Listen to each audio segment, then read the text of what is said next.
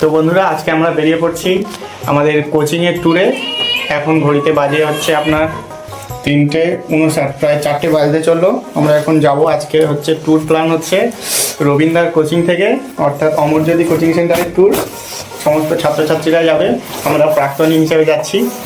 হচ্ছে হুগলি জেলার হুগলি ব্যান্ডেল চার্চ আর Hooghly Imambara, Hooghly central jail. তাহলে আমাদের সাথে জুড়ে থাকুন। মাকে বলে বেরিয়ে পড়লাম বাড়ি থেকে সুদূর সেই হুগলি জেলার ইতিহাসকে একবার চাক্ষুষ করতে।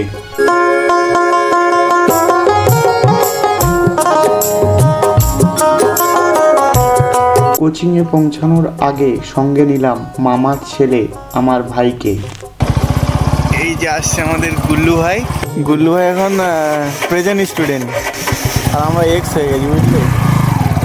ঠিক আছে, যাই হোক, আমরা কুয়াশা মাখা রাস্তায় এখন বেরিয়ে পড়েছি। অমরজ্যোতি কোচিং সেন্টারের সামনে থেকে আমাদের গাড়ি ছাড়বে, কোচিংয়ের বাস। আমরা বেরিয়ে পড়বো এখন একেবারে সুন্দরবনের কোল থেকে আমরা চলে যাবো সুদূর হুগলি জেলাতে।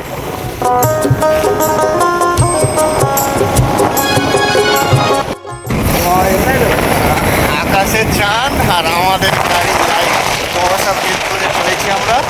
বাজারের ভোর 4টের রূপ। দেখতে দেখতে কিছুক্ষণের মধ্যেই আমরা গিয়ে পৌঁছালাম গাড়ির কাছে। এক একজন করে ধীরে ধীরে এসে জড়ো হতে লাগলো সবাই। সিনিয়র হিসেবে আমি, কেষ্টাদা, সকলেই দাদারা ও কোচিংয়ের শিক্ষকরা মিলে সবকিছু গুছিয়ে নিয়ে নিজেরা বুঝে নেওয়ার চেষ্টা করছিলাম। কে এসেছে, কে বাকি আছে, কার কি লাগবে, সমস্ত কিছু গুছিয়ে নেওয়ার পরে হইচইয়ের মধ্যে সমস্ত কিছু হিসাব করে নিলাম। চেনা মুখ, অচেনা হাসি, সব মিলিয়ে একটা ছোট্ট ভ্রমণের দল।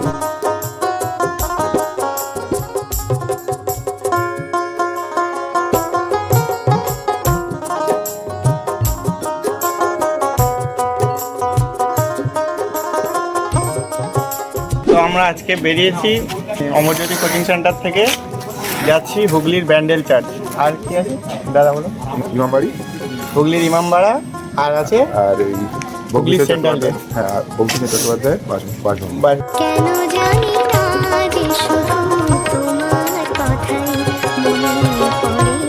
অবশেষে গাড়ির দরজা বন্ধ হলো, আর ঠিক সেই মুহূর্তেই ছেড়ে দিল আমাদের গাড়ি। শুরু হয়ে গেল আমাদের হুগলি যাত্রা। এরপর আমরা সকাল 5:30 নাগাদ পৌঁছালাম বাসন্তী বাজার। বাসন্তী বাজারের কথিত দাদা বৌদি থেকে আমরা নিলাম আমাদের দুপুরের আহার, বিরিয়ানি, আর সেই সঙ্গে সকালের ব্রেকফাস্ট কমপ্লিট করা হলো মোটামুটি ভাবে সকলের। এরপর আমরা পার করলাম বাসন্তী সোনাখালী সংযোগকারী হোগল সেতু। এরপর পার করলাম সোনাখালী ক্যানিং সংযোগকারী ক্যানিং সেতু।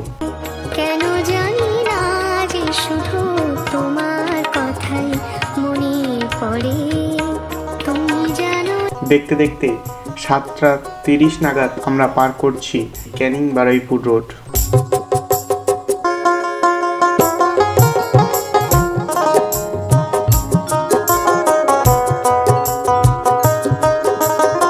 এই কিছুক্ষণ পর গাড়ি পেট্রোল ফুল আপ করে আমরা 9টা থেকে 9:30টার মধ্যে আমরা প্রবেশ করি মূল কলকাতার মধ্যে। এদিন রবিবার হয়, দ্বিতীয় হুগলি সেতু বন্ধ ছিল। অকথ্যা আমাদের ঘুরে ঘুরে আবার হাওড়া সেতু দিয়ে পার হতে হলো। হাওড়া সেতুর বেশ কিছু অসাধারণ দৃশ্য তোমাদের জন্য। এই হাওড়া ব্রিজ শুধু একটা সেতু বা ব্রিজ নয়, এটা কলকাতা তথা গোটা পশ্চিমবাংলার এক পরিচয়, লক্ষ মানুষের প্রতিদিনের গল্প। এই ব্রিজের উপর দিয়ে যেতে যেতে মনে হয় আমরাও যেন এই শহরের গল্পের একটা ছোট্ট অংশ হতে পারছি।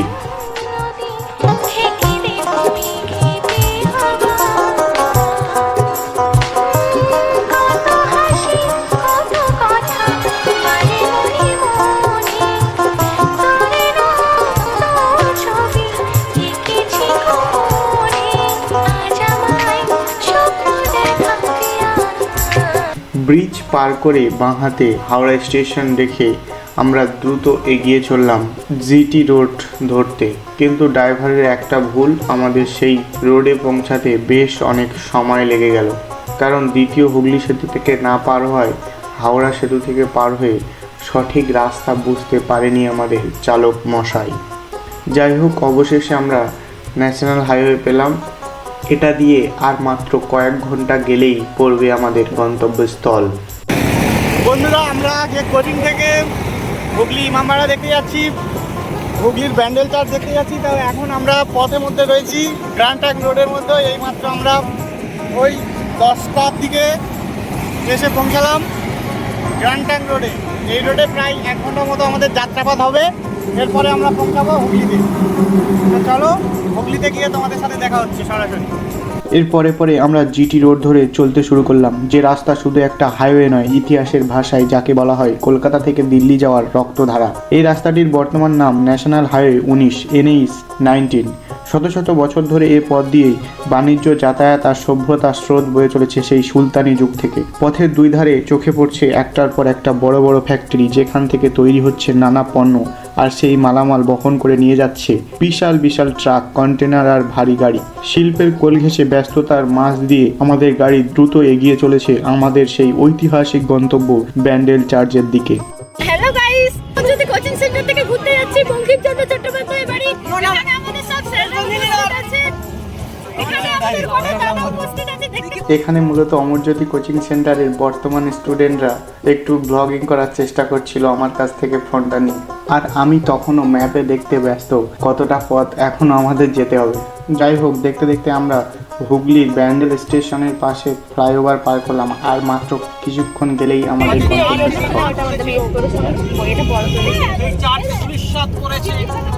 মোগল আমলে অবশেষে ইন্টারমিশনের পথ, আমরা যাকে চিনি মাদার টেরেসা, তিনিও এখানে তার চরণধুলি রেখেছিলেন।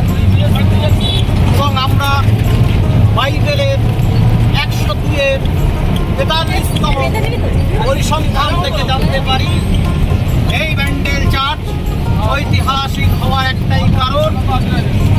এইখানে আমাদের অমরজ্যোতি কোচিং সেন্টারের ইতিহাসের শিক্ষক মূলত বোঝানোর চেষ্টা করছিল ব্যান্ডেল চার্চের সংক্ষিপ্ত ইতিহাস সম্বন্ধে। এরপর আমরা কিছুক্ষণের মধ্যেই ব্যান্ডেলে পৌঁছালাম।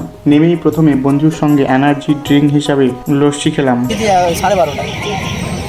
যাই হোক বন্ধুরা, অবশেষে আমরা যতই লেট হোক 12:23 ফাইনালি আমরা প্রথম ব্যান্ডেল চার্চে পৌঁছালাম।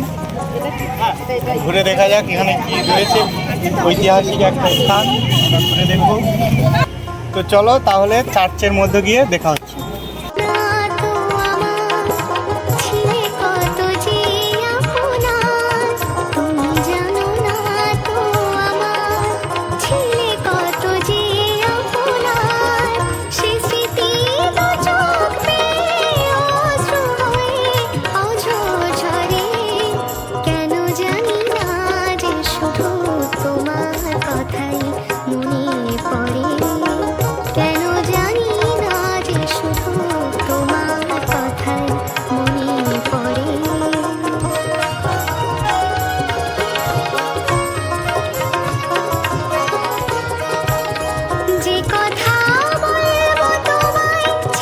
অবশেষে আমরা প্রবেশ করে গেছি হুগলির ঐতিহাসিক ব্যান্ডেল চার্চের ভিতর।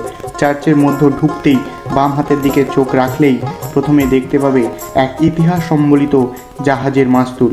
এই মাস্তুলটা শুধু কাঠ আর লোহার কাঠামো নয়, এটা বহন করে আছে বহু শতাব্দী আগের সমুদ্রযাত্রা আর বাণিজ্যের গল্প। কথিত আছে এক জাহাজের নাবিক সমুদ্রপথে এই চার্চের পাশ দিয়ে যাওয়ার সময় তার জাহাজের মাস্তুলটা এখানে দান করে গেছিল। এই অংশটিকে এখানে মিউজিয়াম হিসেবে সংরক্ষণ করা হয়েছে, আর ঠিক এর পাশেই লেখা রয়েছে এই জাহাজ আর তার মাস্তুলের সংক্ষিপ্ত কিন্তু গুরুত্বপূর্ণ ইতিহাস। চার্চের এই শান্ত পরিবেশের মধ্যে দাঁড়িয়ে এই জাহাজের ধ্বংসাবশেষের দিকে তাকালে মনে হয় ইতিহাস যেন এক অনন্য গাথায় গেঁথে রেখেছে এই জাহাজের মাস্তুলটিকে। এটা আমাদের মাস্তুল, জাহাজের নাবিক প্রতি মুহূর্তে বিপদে পড়ে। এরপর আমরা ধীরে ধীরে প্রবেশ করলাম মূল গির্জার মূল ফটকের মধ্যে। গির্জার মধ্যে দুই পাশে মূলত খ্রিস্টান ধর্মাবলম্বীরা যারা ঈশ্বর জ্ঞানে যিশুকে পূজা করে তার বিভিন্ন বাণী সহ বিভিন্ন মূর্তি এখানে লিপিবদ্ধ করে রেখেছে ও সংরক্ষিত করে রেখেছে, যার সংক্ষিপ্ত বিবরণ আমি তোমাদের সামনে তুলে ধরার চেষ্টা করছিলাম।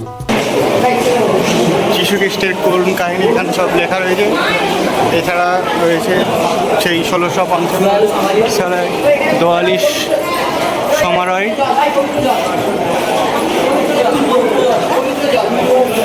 এখানে পবিত্র জল কীভাবে পান করা হয় সেটা দেওয়া হয়েছে। প্রকৃতির উপর যিশুর অধিকার এখানে রয়েছে, অর্থাৎ প্রকৃতিকে কীভাবে যিশু নিয়ন্ত্রিত করে তার এখানে বাণী লেখা রয়েছে যিশুর কিছু। এখানে কিভাবে যিশুকে ক্রুশবিদ্ধ করা হয়েছিল তার প্রতিচ্ছবি রয়েছে। যিশু খ্রিস্ট কিভাবে মানুষকে ভালোবেসেছেন, আমরা যাকে নবী মানি, খ্রিস্টানরা তাকে যিশু খ্রিস্ট মানে।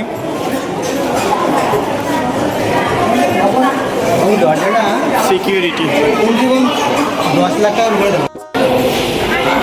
এই যে ঘরটা দেখতে পাচ্ছেন উপাসনালয়, এর ভিতর ক্যামেরা নিষিদ্ধ। এটা হচ্ছে উপাসনালয়, এর ভিতর ক্যামেরা নিষিদ্ধ। আমরা ঘুরে এসেছি, দেখেছি, এবার আমরা সেকেন্ড ফ্লোরে যাবো।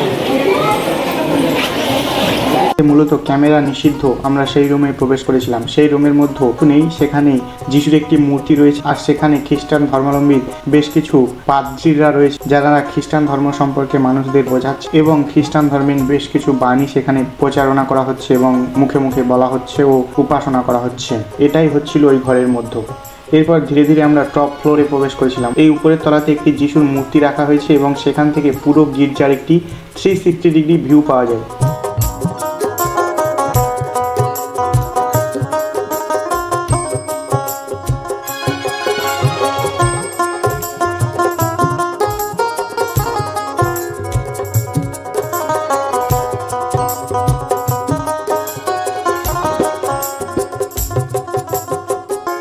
এই চার্চের উপরের তলা সহ বেশ কিছু জায়গায় এই ধরনের মোমবাতি প্রজ্বলনের ক্ষেত্র তৈরি করা হয়েছে। এই মোমবাতি প্রজ্বলনের ক্ষেত্রগুলো আসলে খ্রিস্টান ধর্মাবলম্বীদের কাছে একটি ধর্মীয় অনুভবতার স্বরূপ হিসেবে কাজ। এখানে অনেকের কাছে মনে হতে পারে কে কত বড় মোমবাতি জ্বালাতে পারে তার প্রতিযোগিতা চলছে, কিন্তু এখানে রয়েছে খ্রিস্টান ধর্মাবলম্বীদের কাছে গভীর ধর্মীয় বিশ্বাস। খ্রিস্টান ধর্মে মোমবাতির আলো ঈশ্বরের উপস্থিতি আর আশার প্রতীক হিসেবে ধরা হয়। এই আলো দিয়ে মানুষ নিজের প্রার্থনা, কৃতজ্ঞতা আর বিশ্বাস প্রকাশ করে। এই বড় মোমবাতিগুলো কোনো প্রতিযোগিতা নয়, বরং মানতের প্রকাশ। যার বিশ্বাস যত গভীর তার উৎসর্গও তত বড়। তাদের বিশ্বাস এই আলো জ্বালানো মোমবাতিগুলো ভাষা ছাড়াই মানুষ এখানে নিজের মনের কথা ঈশ্বরের কাছে তুলে ধরছে। পুরো আমরা ব্যান্ডেল চার্চ ঘুরে দেখলাম, বেশ সুন্দরভাবে এখানে যিশুকে ঈশ্বর জ্ঞানে পূজা করা হচ্ছে। জায়গাটা ঐতিহাসিক দিক দিয়ে অনেকটাই গুরুত্বপূর্ণ, যা দেখে আর লেখা পড়ে বুঝলাম ঐতিহাসিক গুরুত্বের যথেষ্ট রয়েছে।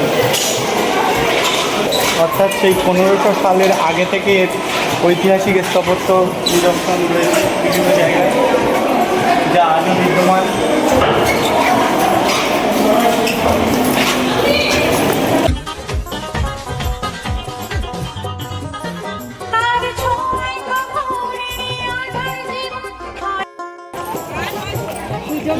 তো বন্ধুরা, আমাদের ব্যান্ডেল চার্চ ফাইনালি দেখা সম্পূর্ণ হলো। আমরা এখন ব্যান্ডেল চার্চ থেকে চলে যাব ইমামবাড়া দেখতে।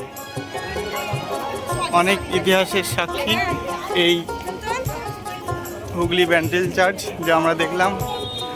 চার্চের ভিতরের অংশটা প্রায় ঘোরা শেষ, এখন একটু এর ইতিহাস সম্পর্কে জানা যাক। হুগলির এই ব্যান্ডেল চার্চ ভারতের প্রাচীনতম খ্রিস্টান চার্চগুলোর মধ্যে অন্যতম। এই চার্চটি প্রথম নির্মিত হয় 1599 খ্রিস্টাব্দে পর্তুগিজ মিশনারিদের উদ্যোগে। সেই সময় হুগলি ছিল বাণিজ্যের এক গুরুত্বপূর্ণ কেন্দ্র। ইউরোপ থেকে আসা বণিক আর নাবিকদের ধর্মীয় আশ্রয়স্থল ছিল এই চার্চ। 1632 সালে মোগল আক্রমণের সময় হুগলি শহরের সঙ্গে সঙ্গে এই চার্চও ক্ষতিগ্রস্ত হয়। পরবর্তীতে 1660 খ্রিস্টাব্দে মুঘল সম্রাট শাহ সুজার অনুমতিতে এই চার্চ পুনর্নির্মিত হয়। এই চার্চের স্থাপত্য দেখা যায় ইউরোপীয় ও ভারতীয় শিল্পকলার মিলবন্ধন। চার্চ চত্বরে সংরক্ষিত জাহাজের মাস্তুল আর পুরনো নির্দেশনগুলি আমাদের মনে করিয়ে দেয় হুগলির সমৃদ্ধ বাণিজ্যিক অতীত অনেক গভীরে।